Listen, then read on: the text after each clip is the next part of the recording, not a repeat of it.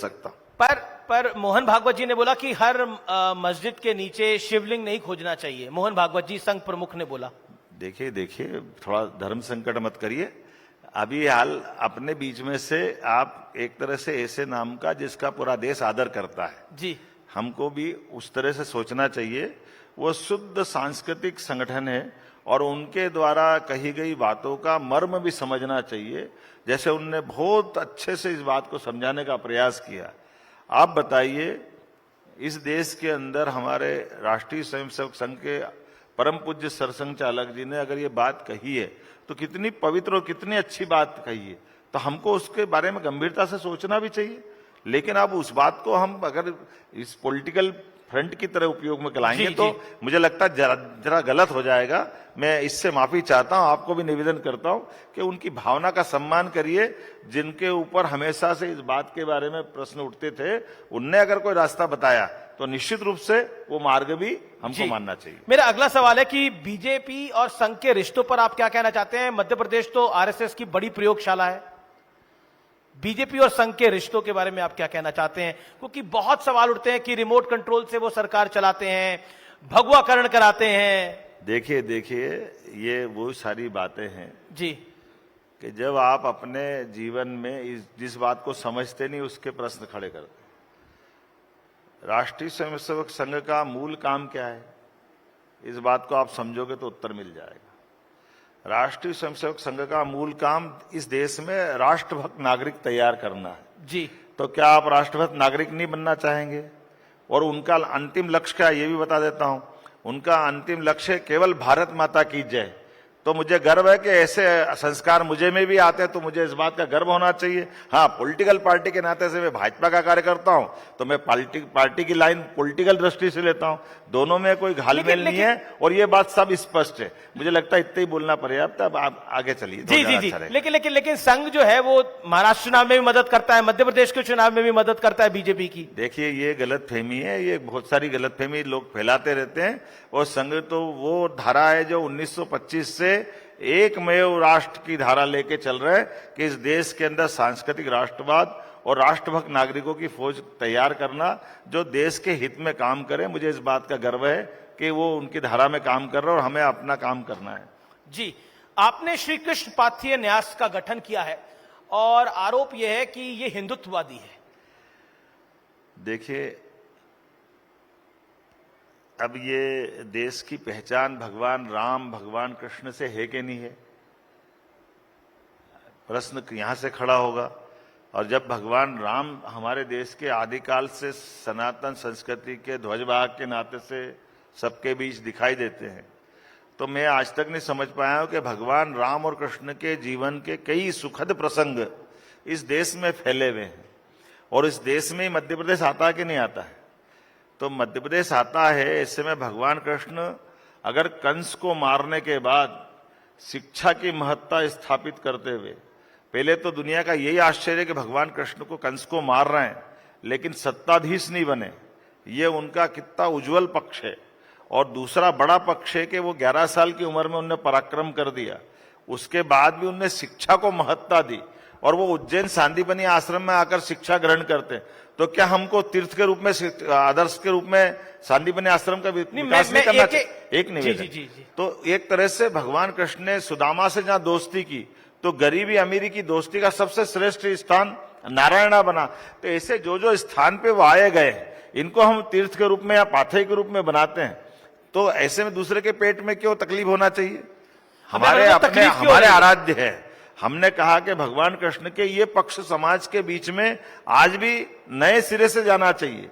तो उसमें अच्छी बातों को स्थापित करने में भगवान कृष्ण के मानने वाले लाखों लोग हैं, करोड़ों लोग हैं, उनकी आस्था है और होना भी चाहिए।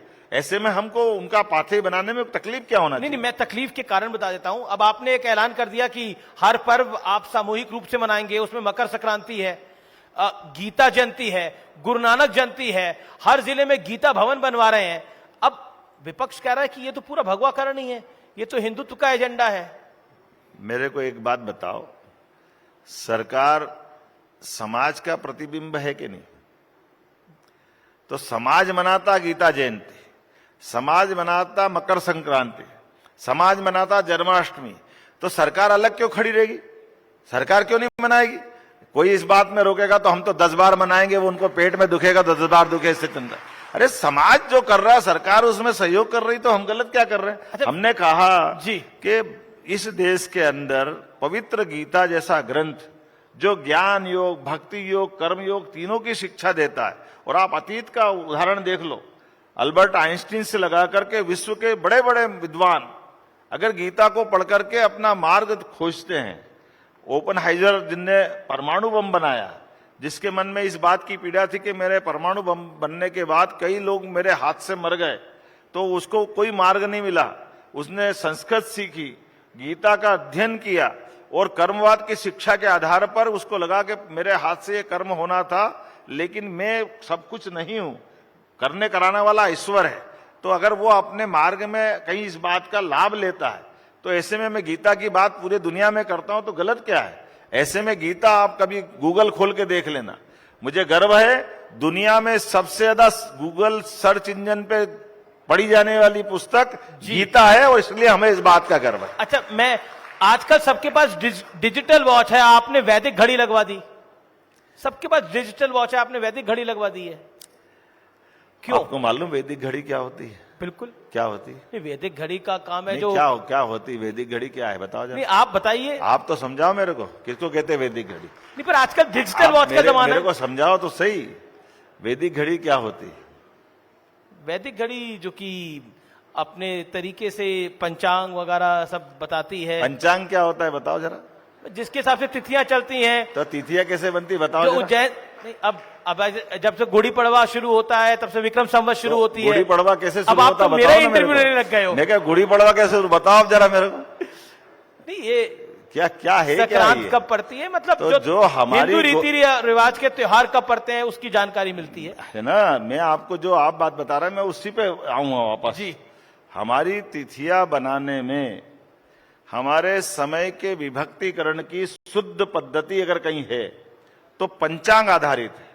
आपकी जानकारी के लिए बता दूं, जैसे मैं आपसे एक प्रश्न पूछता हूं, आपको मालूम नक्षत्र कितने हैं? क्या नक्षत्र कितने हैं? नक्षत्र इतने नहीं, मेरी जानकारी नहीं है। मैं आपको जानकारी जी, 27 नक्षत्र है। वो 27 नक्षत्र एक साल में 4 बार आते हैं, इसलिए एक साल में 4 बार आने वाले 27 नक्षत्र, अर्थात हमारे कोई संत भी कितने साइंटिफिक है, कोई साधना करता है अपने आगे 108 लगाता है, तो जिसने एक साल तक साधना की तो वो 108 लगाएगा, और जिसने एक साल से ज्यादा साधना की तो 1008 लगाएगा। अब हमारे संतों को कोई मजाक बनाता तो कितना दुख होता है। नक्षत्रों की गिनती करके आप बताइए, ग्रहों की दशा देखने के लिए पूरी दुनिया ने, गैलीलियो जब तक दूरबीन नहीं लाया तब तक इनको ग्रहों की मालूम नहीं थी। पूरे देश में कोई भी सत्यनारायण की कथा, नवग्रह की पूजा होती कि नहीं होती है? ये गौरवशाली संस्कृति हमारे देश की है। कोई तीज त्योहार, कोई व्रत संपन्न, कोई विवाह प्रसंग नवग्रह की पूजा के बिना पूरा नहीं होता। ये हमारे गौरवशाली पक्ष है। ऐसे में हमारी तिथियों को निकालते हुए सूर्य ग्रहण, चंद्र ग्रहण, आज का, 10 साल बाद का, 100 साल बाद का, 500 साल बाद का, वो हमारी वैदिक गणित से 1 मिनट में निकलता है। आप इस वैदिक गणित के आधार पर आप मेरे को एक बात का उत्तर दीजिए, इस प्रकृति के अंदर कोई भी प्राणी, एक भी नाम बता देना, रात को 12 बजे या तो सोता है जगता है, कोई बता दो आप मेरे को। कोई भी प्राणी या तो दिनचर्या चालू करता है या निंद्रा को पसंद करता, सोता है, बताइए। सोता ही है रात को 12 बजे। 12 बजे जी, 12 बजे तक जगने के बाद सोता है। 12 बजे के बाद सोता है। हाँ, कोई प्राणी है दुनिया में? इस नाते से कह रहा हूं कि ये जो रात को 12 बजे समय बदलने की बात है, ये कौन सी साइंटिफिक बात है? सारी प्रकृति या तो सूर्योदय से चालू होती है, या उल्लू महाराज भी आते तो सूर्योदय के बाद आ जाते हैं, ये मध्य रात्रि में कहां से आ जाते हैं? तो जिनको इस बात की समझ नहीं है वो आज भी इंग्लैंड के ग्रीनविच टाइम से टाइम मिलाते हैं। ये वैदिक घड़ी उनको जवाब है कि भैया 12 बजे कोई नहीं जगता, हम गलत फहमी में, या तो सूर्योदय में आ जाओ या सूर्यास्त में आ जाओ। हमारे देश में ये शुरू से परंपरा है, इस परंपरा के आधार पर समझने की जरूरत है। वो 300 साल पुराना दुनिया तो 12 बजे वाले नियम को फॉलो कर रही है ना दुनिया। 12 बजे का मैंने आपसे क्या बोला, मेरी आप बात फिर दोबारा दोहरा रहा हूं जी। कोई वैज्ञानिक कारण बता दो 12 बजे का, कारण उसका तो है फिर आप ये फिर माइथोलॉजी हो गई ना, ये तो कर्मकांड हो गया। तो आज के जब विज्ञान के युग में कर्मकांड लेके क्यों बैठोगे? मैंने आपसे जो बात कही ना जी, वो करते आया है, अंग्रेज करा रहा है तो हम करेंगे, क्यों करेंगे ऐसा? आप बताओ, सूर्योदय होना चाहिए या सूर्यास्त होना चाहिए? रात की 12 बजे का क्या चक्कर है? इसके चक्कर में हमारे सारे बेचारे लोग परेशान रहते कि 12 बजे केक काट रहा, काहे के लिए काट रहा, भगवान जाने।